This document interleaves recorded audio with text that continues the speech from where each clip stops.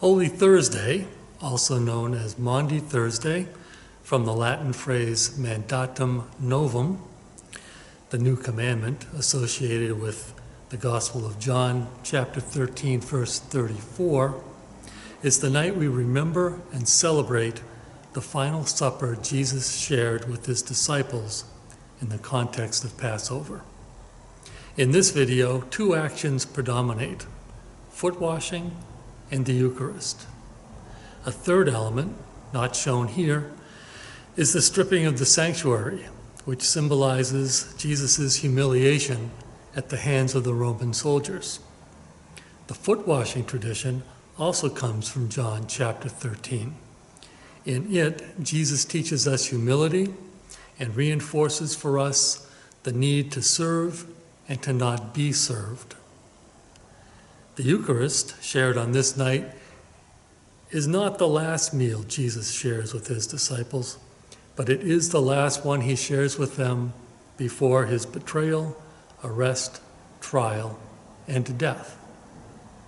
We consider all subsequent meals eaten in his name to be holy, especially in our celebration of communion, also called the Eucharist, or literally the Thanksgiving.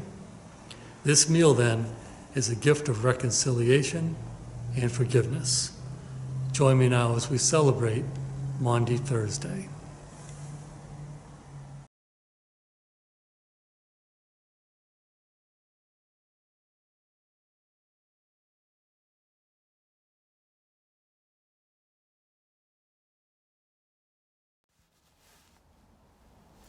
In the book of Exodus, chapter 12, God gives instructions to Moses and Aaron, the two chief priests among the people, concerning how to prepare for the night when God will pass through the land of Egypt.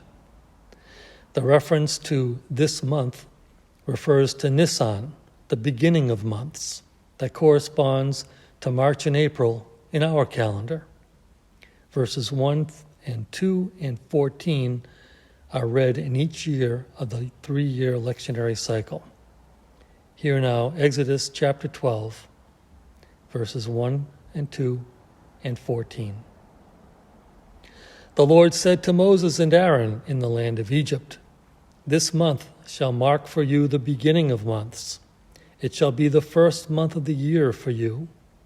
This day shall be a day of remembrance for you. You shall celebrate it as a festival to the Lord. Throughout your generations you shall observe it as a perpetual ordinance."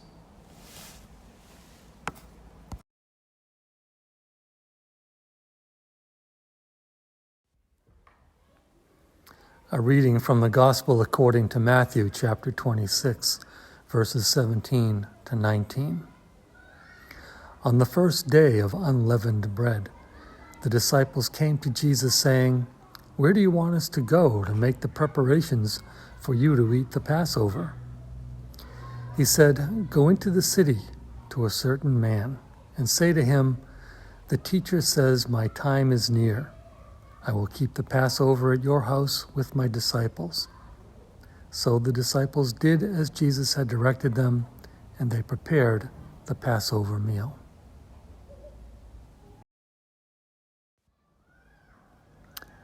Our second reading comes from the Gospel according to John, chapter 13, verses 1 to 17, and then 31b to 35.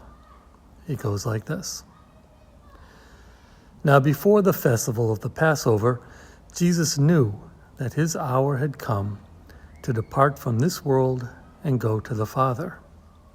Having loved his own who were in the world, he loved them to the end. The devil had already put it into the heart of Judas, son of Simon Iscariot, to betray him. And during supper, Jesus, knowing that the Father had given all things into his hands, and that he had come from God and was going to God, got up from the table, took off his outer robe, and tied a towel around himself. Then he poured water into a basin and began to wash the disciples' feet and to wipe them with the towel that was tied around him. He came to Simon Peter, who said to him, "Lord, are you going to wash my feet?" Jesus answered, "You do not know now what I am doing, but later you will understand." Peter said to him, "You will never wash my feet." Jesus answered, "Unless I wash you, you have no share with me." Simon Peter said to him, "Lord, not my feet only, but also my hands and my head." Jesus said to him, "One who is bathed does not need to wash, except for the feet, but is entirely clean. And you are clean, though not all of you." For he knew who was to betray him. For this reason he said, "Not all of you are clean." After he had washed their feet, had put on his robe, and had returned to the table, he said to them, "Do you know what I have done to you? You call me teacher and Lord, and you are right, for that is what I am. So if I, your Lord and teacher, have washed your feet, you also ought to wash one another's feet.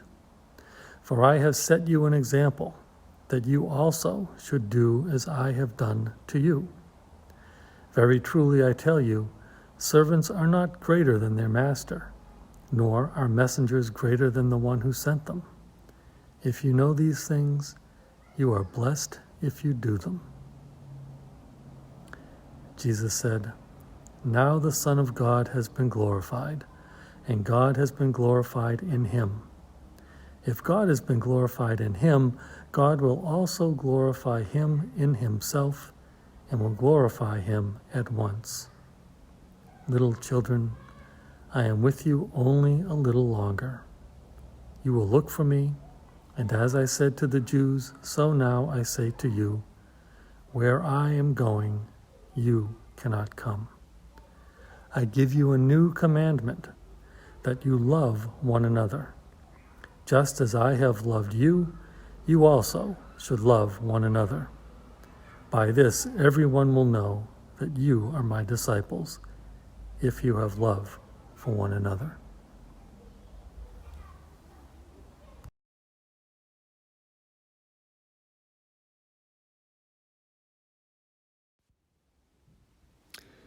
A reading from Paul's first letter to the church in Corinth, chapter 11.